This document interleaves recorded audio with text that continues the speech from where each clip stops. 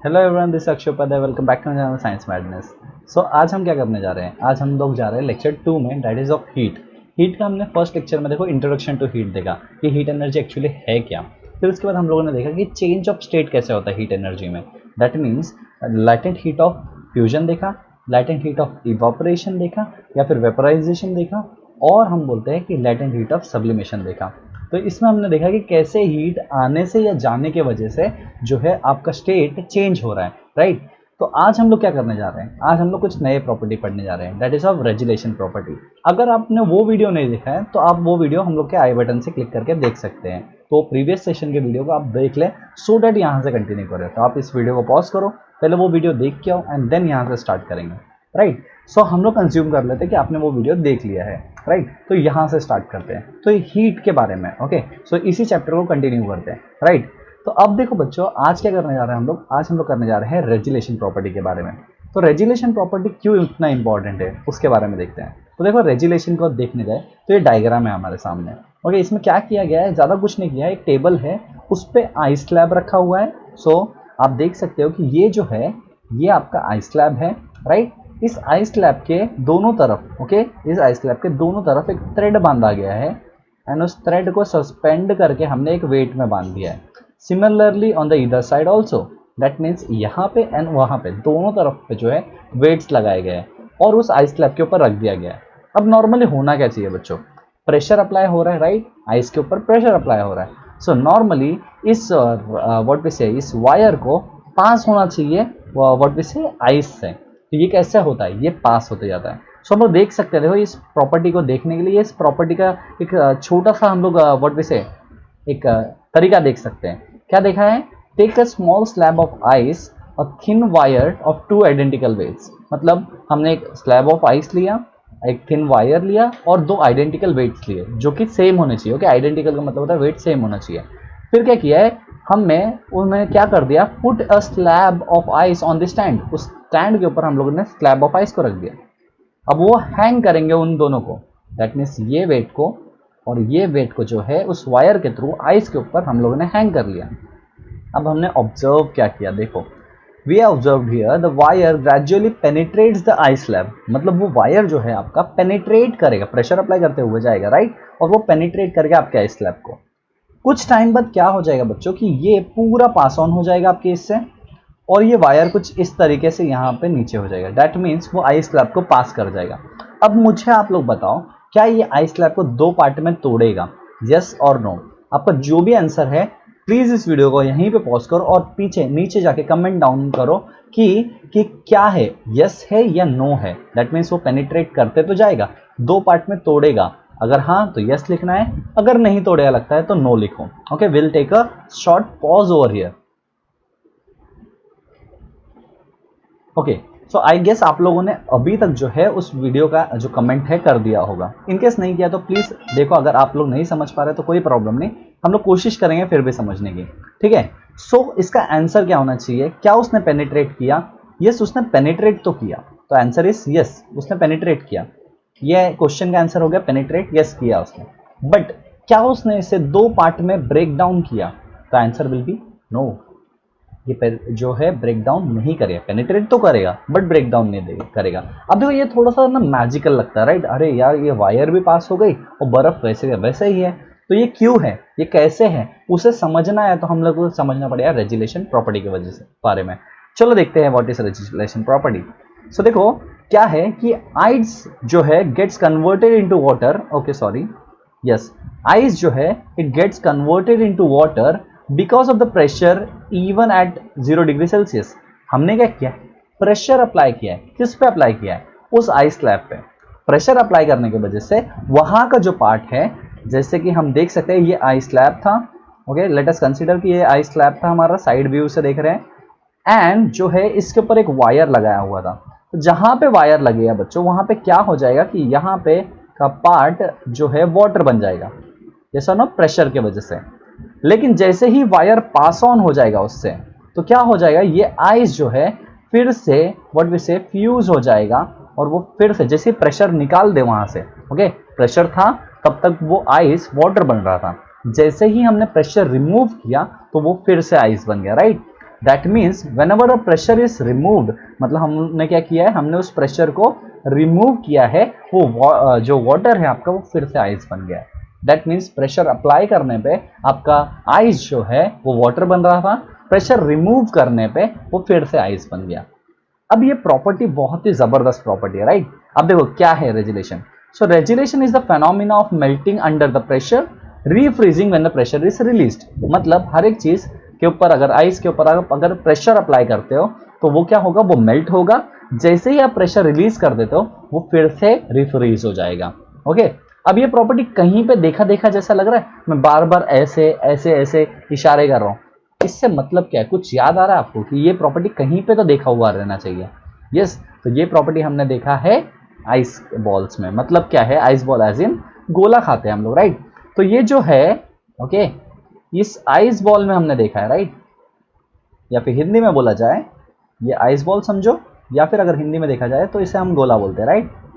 Okay, अलग अलग जगहों पे अलग अलग चीजें बोलते हैं।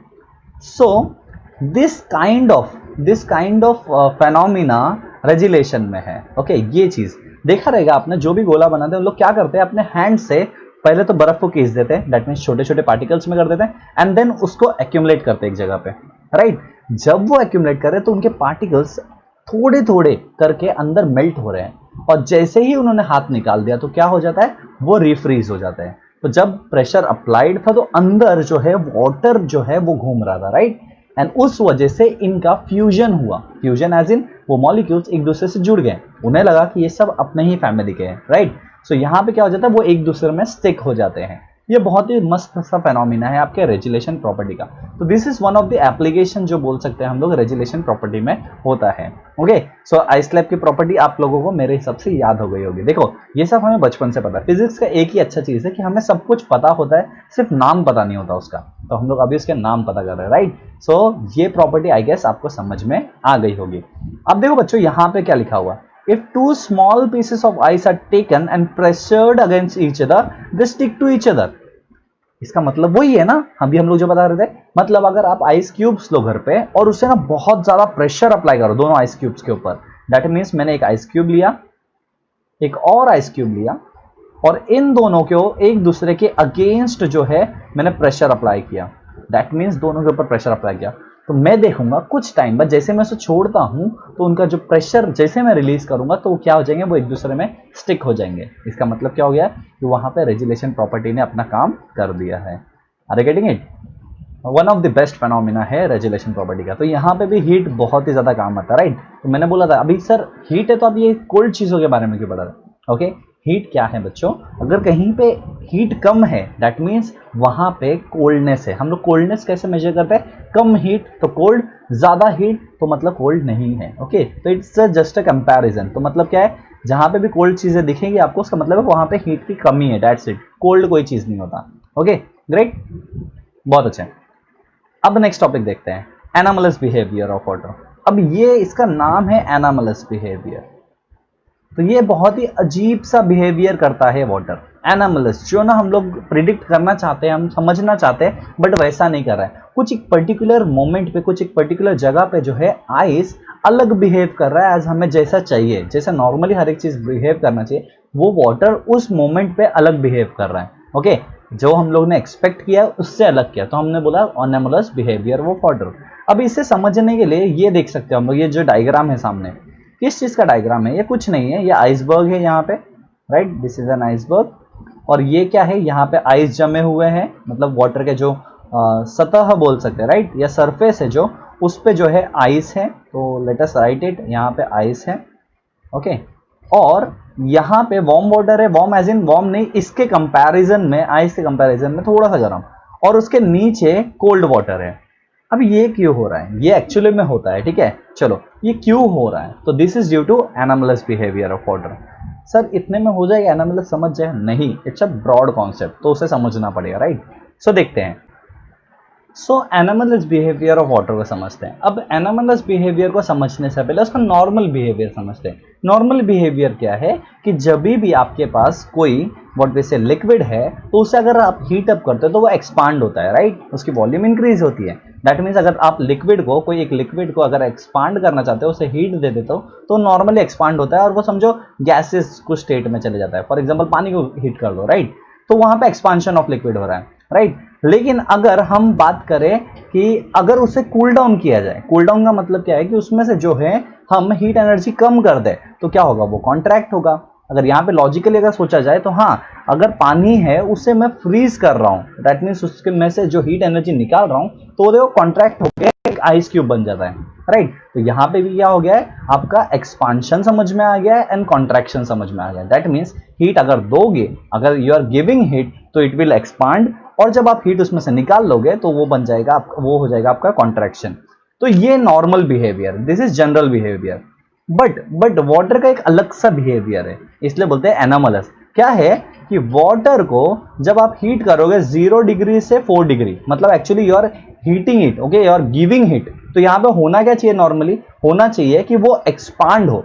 बट यहां पे होता क्या है, it contracts instead of expanding. मतलब वाटर 0 से 4 डिग्री पे जब हम लोग टेम्परेचर को बढ़ा रहे हैं, that means we are giving energy, तो यहाँ पे उसे क्या होना चाहिए, उसे एक्सपांड होना चाहिए। बट यहाँ पे वो एक्सपांड ना होते हुए वो क्या होता है, वो कॉन्ट्रैक्ट होने लगता है, तो इट इज कॉन्ट्रैक्टिंग, राइट। तो ये एनामलस बिहेवियर है, ये नॉर्मल बिहेवियर से अलग है। ये तो नॉर्मली बिहेव नहीं कर रहा है, कौन से रेंज में, 0 to 4 डिग्रीज के अंदर।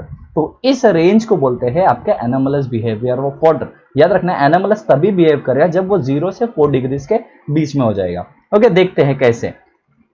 at 4 degree Celsius, okay, at 4 degree, sorry, yeah, so at 4 degrees क्या हो रहा है, देखो, at 4 degree Celsius its volume is minimum due to contraction। 4 degree पे उसके वॉल्यूम जो है वो मिनिमम है due to contraction. And if the water is heated further it expands and its volume increases. मतलब ये जो रेंज था ना 0 to 4 डिग्री पे, देखो अभी क्या बोला था, यहाँ पे 0 to 4 डिग्री में वो कॉन्ट्रैक्ट होता है, मतलब सबसे ज्यादा कॉन्ट्रैक्ट वो 4 डिग्रीज पे होगा। अब देखो यहाँ पे जो इस सबसे वो कॉन्ट्रैक्ट होता हुआ है, मतलब 0 से 4 में वो कॉन्ट्रैक्ट होता हुआ है, तो और हीट दिया जाए तो उसे और कॉन्ट्रैक्ट होना चाहिए, राइट। लेकिन यहाँ पे ऐसा नहीं होता। यहाँ पे क्या होता है कि उसका वॉल्यूम जो है इंक्रीज हो जाता है। मतलब 4 डिग्री के थोड़ा देर के बाद भी, भले वो 4.1 डिग्री क्यों ना हो, वहां पे उसका वॉल्यूम इंक्रीज होने लगता है। That means it expands, okay.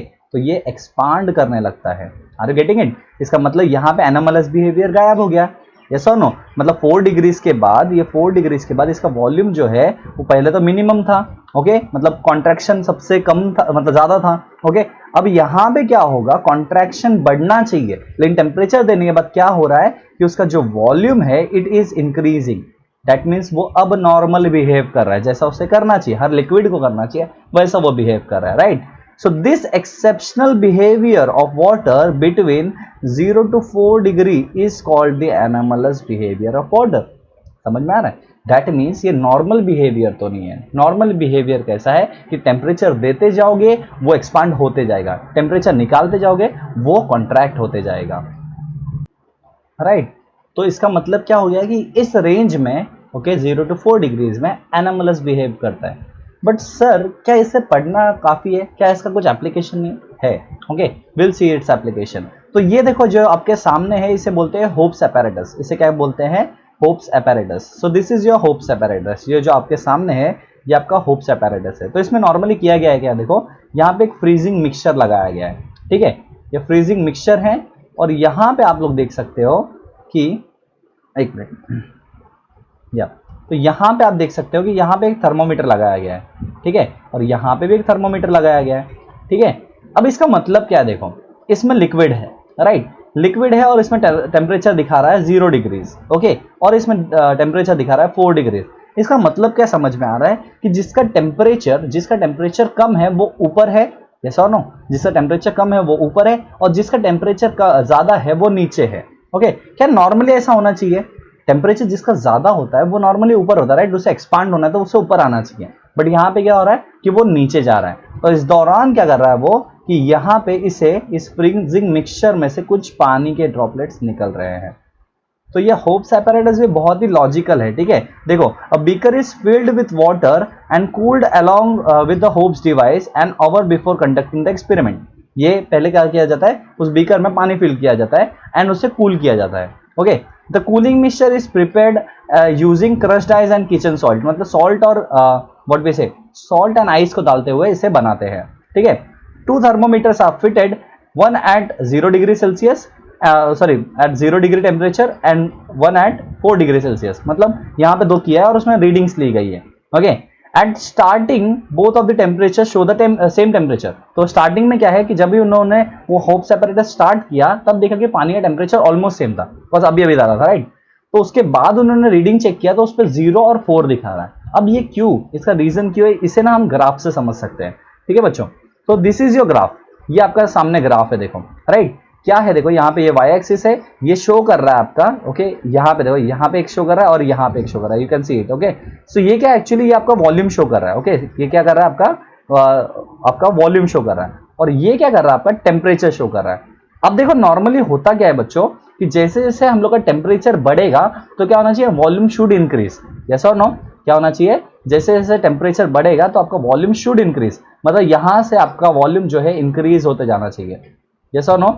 But क्या हो रहा है होप्स apparatus में, क्या ऑब्जर्व हुआ कि ऐसा ना होते हुए क्या होने लगा, ओके, ऐसा ना होते हुए क्या होने लगा कि आपका वाटर जो है वो पहले तो ड्रॉप हुआ, मतलब उसके जो वॉल्यूम है वो तो पहले ड्रॉप हुई, मतलब देखो 0 से लेके 4 डिग्री तक उसकी वॉल्यूम ड्रॉप हुई, ज्यादा नहीं बच्चों, एकदम ज्यादा नहीं है, बट पॉइंट्स में क्यों ना हो, डेसिमल क्यों ना हो, वो कॉन्ट्रैक्ट तो हुई है, दैट मीन्स वॉल्यूम तो ड्रॉप हुआ है। और उसके बाद 4 डिग्री के बाद वो नॉर्मली बिहेव करने लगे, दैट मीन्स उसकी ग्राफ जो है वो इंक्रीजिंग है, ओके। इसके बाद वो इंक्रीज होते गई, दैट मीन्स ये मोमेंट पे वो इंक्रीज हो रही है, राइट। मतलब 4 डिग्री के बाद जैसा एक लिक्विड को बिहेव करना चाहिए वैसा वो बिहेव कर रहा था, और इससे पहले दैट मीन्स 0 डिग्री से लेके 4 डिग्री के बीच में का जो रेंज है, यहां पे उसने जो बिहेवियर दिखाया है वो एनोमलस बिहेवियर है, दैट मीन्स उसे इस लिक्विड को नॉर्मली यहीं से राइज हो जाना चाहिए था, दैट मीन्स अगर यहां से अगर वो नॉर्मली बिहेव करता तो वो यहां से भी राइज हो जाता ऐसा, बट वो राइज हो रहा है क्या, नहीं, रीजन इज वो एनोमलस बिहेवियर शो कर रहा है, okay, are you getting it. तो ये रिजल्ट था होप्स apparatus का। तो उन्होंने देखा, उनका एक्सपेक्टेशन कैसा था कि एक लिक्विड के हिसाब से इसे ऐसा राइज होना चाहिए, बट उन्होंने देखा कि ये कुछ अलग सा बिहेवियर दिखा रहा था, और इसने पहले क्या किया है, पहले फॉल हुआ है इसका वॉल्यूम, एंड देन 4 डिग्री के बाद इसका वॉल्यूम जो है वो राइज होता हुआ गया। दैट मीन्स हमें समझ में आ गया कि 0 से 4 डिग्री का जो रेंज है आपका, उस रेंज में जो वाटर है वो एनोमलस बिहेवियर दिखाता है, आर यू गेटिंग इट। तो बहुत ही सिंपल सा एक्सपेरिमेंट था शो करने के लिए कि एनोमलस बिहेवियर ऑफ वाटर क्या है, ओके। सो याद रखना है कि जब भी कोई चीज इसमें एनर्जी दी जाए किसी लिक्विड के अंदर तो वो एक्सपांड होनी चाहिए, बट 0 to 4 डिग्री में वाटर जो है वो कॉन्ट्रैक्ट होती है, राइट। अब यहाँ पे कुछ लिखा है उसे देखते हैं, राइट। अब देखो, since the water at 4 degree Celsius is the heaviest, this water settles at the bottom of the water, okay, मतलब वाटर बॉडी के एकदम एंड में जाके बैठेगा, और and the lightest that is the cold layer accumulates on the top layer, तो ये जो कोल्ड लेयर है वो टॉप लेयर पे आ जाएगा, तो ये एक हो गया। The expansion of water when cooled from 4 degrees to 0 degree is anomalous expansion, मतलब देखो यहाँ पे अभी क्या बोल रहा जा रहा है, 4 डिग्री से 0 डिग्री में कूल्ड, ओके, अजीब लग रहा है, राइट ना, एक टेम्परेचर 0 से 4 डिग्री तक हम लोग एक्चुअली हीट अप करते कोई चीज को, तो यहाँ पे क्या बोला है, 4 डिग्री से जब 0 डिग्री पे कूल किया जा रहा है तो वो एनोमलस बिहेवियर दिखा रहा है, ओके, दैट मीन्स वो वहां पे कॉन्ट्रैक्ट और रिलैक्स प्रॉपर्ली हो रहा है जैसे एक लिक्विड को होना चाहिए, आर यू गेटिंग इट। ये बहुत ही सिंपल सा एक्सपेरिमेंट था होप्स apparatus, जिससे हमें समझाया गया सामने कि कैसे एक वाटर का जो बिहेवियर है 0 to 4 डिग्री में कैसे वेरी करता है, are you getting it, okay. So देखो ये इसका एप्लीकेशंस भी देखा जाए तो बहुत मस्त है। The effect of expansion of water is the coldest water is always present on the surface, normal सी बात है, जो ठंडी चीजें होंगी वो सबसे ज्यादा ऊपर रहेगी, ओके, उससे उसका जो लेयर होगा सबसे ऊपर रहेगा। अब ये क्यों है वो समझ में आ रहा है, राइट, बिकॉज वहां पे एनोमलस बिहेवियर की वजह से। So in winter the top of the water is always first to freeze, मतलब क्या होगा कि विंटर में, जब भी विंटर का मौसम रहेगा हमारे यानी कहीं समझो कि पोलर रीजन में कोई, ओके, तो वहां पे क्या होगा कि सरफेस ऑफ वाटर जो होगा वो सबसे पहले फ्रीज होगा। ओके, भले ही वो थोड़ा सा वार्म वाटर के ऊपर क्यों ना है, बट वो पहले फ्रीज होगा क्योंकि anomalous behaviour of water, right. Since the ice and water both are the what we say bad conductor of heat. अब याद रखना ये वाटर और आइस जो है वो बैड कंडक्टर ऑफ हीट है। तो इससे क्या होता है कि जैसे ही आइस का लेयर वाटर के ऊपर आ जाता है, जैसे कि यहाँ पे देखो, यहाँ पे क्या है कि आइस का लेयर आ चुका है वाटर के ऊपर, ठीक है, तो ये पूरा लेयर आइस का है, राइट। तो इस वजह से क्या होता है कि हीट जो है बाहर से, समझो हम लोग रेड को हीट बोलते हैं, हीट अंदर एंटर नहीं कर पाता, ठीक है, हीट जो है वो अंदर एंटर नहीं कर पाता। जब अगर हीट अंदर एंटर ही नहीं कर पा रहा है तो क्या वो वाटर बॉडी के जो व्हाट वी से एक्वाटिक एनिमल्स है उन्हें वो डिस्टर्ब करेगा क्या? तो आंसर इज नो, वो नहीं कर पाएगा, राइट। तो सिमिलरली यहां पे हम लोग देख सकते हैं, since ice and water okay both are bad conductor of heat, this top layer insulates the rest of the water body. मतलब क्या करता है, वो इंसुलेट कर देता है। इंसुलेट करने का मतलब होता है कि वो दोनों को अलग अलग रीजन ही बना दे रहा है, इसे ना अंदर आने दे रहा है ना अंदर की हीट को बाहर जाने दे रहा है। Okay, so thereby protecting the life of the water bodies. मतलब क्या कर रहा है, वो लाइफ को प्रोटेक्ट कर रहा है इतने कोल्ड टेम्परेचर से, राइट। तो जब भी आइस जमा हुआ दिख रहा है, इसका मतलब ये नहीं कि अंदर भी पूरा आइस भरा हुआ रहेगा, वो due to anomalous behaviour of water है। एनोमलस बिहेवियर है इसलिए आइस जम रही है, और वो ही एक्चुअली बहुत ही ज्यादा हेल्पफुल है आपके अंदर के एक्वेटिक एनिमल्स को बचाने के लिए, राइट। तो यहाँ पे एक्चुअली ये जो एनोमलस बिहेवियर नहीं होता तो पूरी वाटर एक साथ फ्रीज होती, right.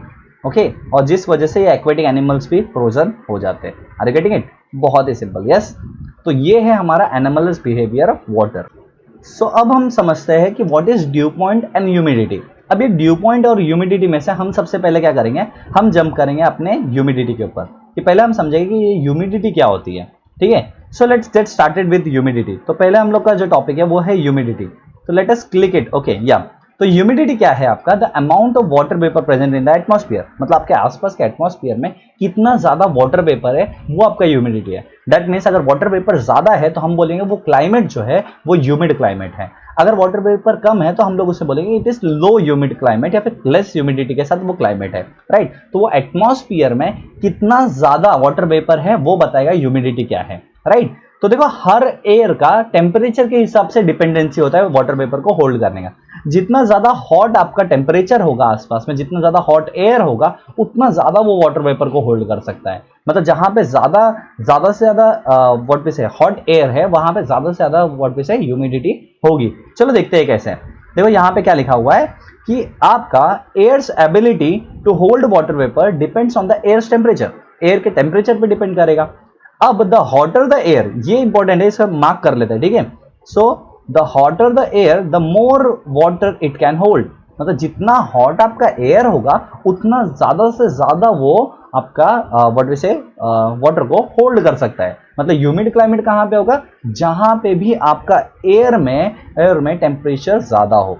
Are you getting it? तो ह्यूमिडिटी बहुत इजी है, राइट। ह्यूमिडिटी कोई बोलता है कि ह्यूमिडिटी को कैसे मेजर किया जाए, तो वाटर वेपर कंटेंट कितना है, ओके, वो आपका ह्यूमिडिटी है। अब ड्यू पॉइंट क्या है? अब देखो ये ड्यू पॉइंट ह्यूमिडिटी बहुत मिले जुले एक दूसरे के साथ।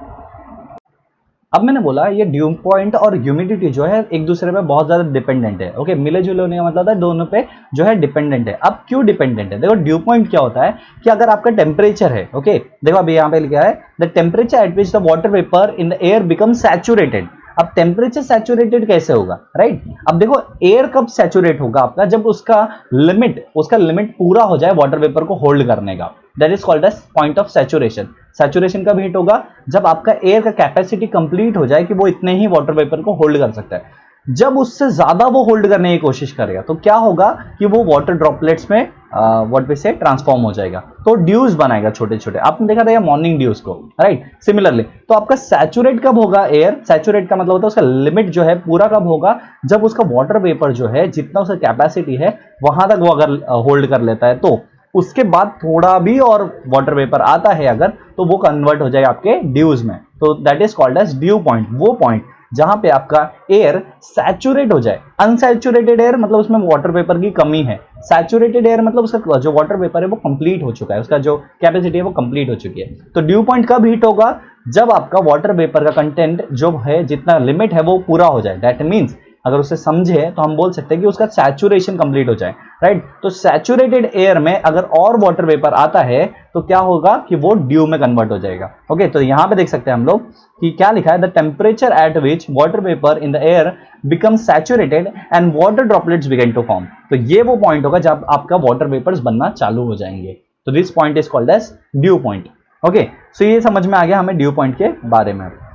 Okay, so let's move further. अब बात करते हैं रिलेटिव ह्यूमिडिटी के बारे में। अब रिलेटिव ह्यूमिडिटी का मतलब क्या होगा, the amount of water vapour present, ये परसेंटेज में देखेंगे, ठीक है, in air compared to the total amount of air can hold. मतलब क्या है, देखो मैंने बोला था एयर का होल्ड करने की कैपेसिटी है, अभी कितना है। ओके, कैसे समझो, रिलेटिव ह्यूमिडिटी क्या होगा, अभी उसमें वाटर वेपर कितना है और उसका रेशियो अगर ले लो मैं, कितना वो और कर सकता है होल्ड, मतलब उसकी कैपेसिटी कितनी है टोटल, तो उसे बोलेंगे रिलेटिव ह्यूमिडिटी। हम लोग रिलेट कर रहे हैं, राइट। तो देखो ये बहुत ही लॉजिकल है, राइट, कि the amount of water vapour present in air compare to the total amount, देखो यहां पे लिखा है total amount air can hold at any given temperature is known as your relative humidity. तो रिलेटिव ह्यूमिडिटी क्या है आपकी, रिलेटिव ह्यूमिडिटी है कि आपके पास अभी कितना वाटर होल्ड है, उसका कंपैरिजन किसके साथ, कितना वो और होल्ड कर सकती है, that is called as relative humidity. Are you getting it? So देखो, if the amount of water is increase the humidity will increase. मतलब क्या होगा कि जैसे जैसे अमाउंट ऑफ वाटर अगर इंक्रीज हो रहा है आपका, तो आपका ह्यूमिडिटी भी इंक्रीज हो रहा है, राइट। अभी हम लोगों ने डिस्कस किया था ह्यूमिडिटी के लिए। So if we lower the temperature of the air the humidity will increase. मतलब जैसे जैसे हम लोग टेम्परेचर कम करें, अभी मैंने बोला था जितना ज्यादा हॉट होगा उतना ज्यादा वो ह्यूमिड होगा। ओके, सो अगर मैं टेम्परेचर को डिक्रीज करते जाओ तो उससे कैपेसिटी जल्दी फिल होगा, राइट। तो आपका ह्यूमिडिटी जो है वो इंक्रीज हो जाएगा। Okay, are you getting it? Okay, अब देखो रिलेटिव ह्यूमिडिटी का फॉर्मूला है condensation rate upon evaporation rate. Okay, condensation rate divided by evaporation rate into 100। Okay, इसे और भी एक इक्वेशन लिख सकते हैं, क्या, किस चीज का इक्वेशन, अभी का फिलहाल का अनसैचुरेटेड एयर का कंटेंट अपॉन टोटल कितना लगेगा और, ओके सॉरी, टोटल कैपेसिटी कितना है और उससे भी हम लोग डिवाइड करके उसका परसेंटेज निकाल सकते हैं। तो रिलेटिव ह्यूमिडिटी दो चीज के बीच में, कंडेंसेशन रेट इवोपरेशन रेट का ratio into 100, that is your relative humidity का परसेंटेज मिल जाएगा। और अगर वो नहीं है तो amount of water present in air upon total amount of water vapour required to get the saturation level. Okay, तो सैचुरेट होने के लिए कितना लगेगा उसको नीचे रख दो बेस में, और कितना अभी है उसे देख लो, तो रिलेटिव ह्यूमिडिटी आपको मिल जाएगी। तो कंडेंसेशन रेट और इवोपरेशन रेट भी हमें समझ में आ गया है, राइट। तो इवोपरेशन रेट वही हो जाएगा, राइट ना, कि हम लोग जो है एयर का सैचुरेशन हिट हो चुका है। वेरी गुड, तो ये हमारा फॉर्मूला हो गया, राइट। तो ये हो गया रिलेटिव ह्यूमिडिटी के बारे में। ओके, सो यहां पे हम लोग देख सकते हैं कि ये जो इमेज है ये है लीव्स का, right. Early in the morning हम लोग क्या कर सकते हैं, हम लोग देख सकते हैं लीव्स के ऊपर ना बहुत सारे ड्रॉपलेट्स होते हैं वाटर के। अब वो क्यों होते हैं कि नॉर्मली क्या होता है, जब आपका एयर कूल होता है तो आपकी टेम्परेचर डिक्रीज होती है, राइट। तो यहाँ पे क्या होता है कि वो जल्दी जो है सैचुरेट हो जाता है, एयर जल्दी सैचुरेट हो जाता है, जिसके वजह से एयर में वाटर वेपर्स बनने लग जाते हैं, और वही मैंने बोलता ना ड्यू पॉइंट हिट हो जाता है, तो वहां पे ड्यूज बनने लग जाते हैं, right. The excess of water vapour gets converted into tiny droplets called as dews. ये याद हो गया आपको सबको? ओके, तो रात के टाइम पे ही ड्यू क्यों बनता है, बिकॉज टेम्परेचर अचानक से गिरता है तो जल्दी ड्यू पॉइंट हिट होता है, या फिर वाटर वेपर का कंटेंट बढ़े या फिर टेम्परेचर कम हो, वाइस वर्सा, राइट। तो इसमें क्या होता है, आपका टेम्परेचर गिरने की वजह से जल्दी आपका वर्ड पे से ड्यू पॉइंट हिट हो जाता है, जिसकी वजह से ड्यूज जल्दी बन जाते हैं। Okay, are you getting it? तो ये बहुत ही इजी सा सेशन था। आप लोगों को अगर ये समझ में आ गया ना, तो प्लीज अगर कुछ भी डाउट हो, आपको कुछ भी डाउट है तो आप कमेंट डाउन करो, ठीक है। जो भी कमेंट है वो लिख दो, कुछ भी डाउट है लिख दो, या फिर आप क्या कर सकते हो, हमारा एक प्रेफर्ड टेलीग्राम ग्रुप है इस चैनल का, आप लोग चाहो तो उस पर अपने डाउट्स रख सकते हो, और हम या हमारी टीम में से कोई भी एक जन आपको आके उसे असिस्ट कर देगा। तो अगर आपको कुछ भी डाउट है तो डिस्क्रिप्शन में मैंने लिंक डाला हुआ है टेलीग्राम ग्रुप का, उसे ज्वाइन कर लीजिए, या फिर आप कमेंट में लिख दीजिए, हम लोग उससे जल्दी से जल्दी जो है रिप्लाई देने की कोशिश करेंगे। चलो तब तक बाय बाय, टेक केयर। और अगर सब्सक्राइब नहीं किया है तो प्लीज प्लीज प्लीज सब्सक्राइब कर दो बच्चों। ये सब्सक्राइब कर दोगे तो कैसा है कि आपको नोटिफिकेशंस मिलते रहेंगे, और अगर नोटिफिकेशन टाइम पे चाहिए तो वो जो बेल आइकन है उसे भी क्लिक कर दो। और आज का सेशन अगर अच्छा लगा तो प्लीज एक लाइक दे देना। चलो बाय बाय, नेक्स्ट सेशन में मिलते हैं।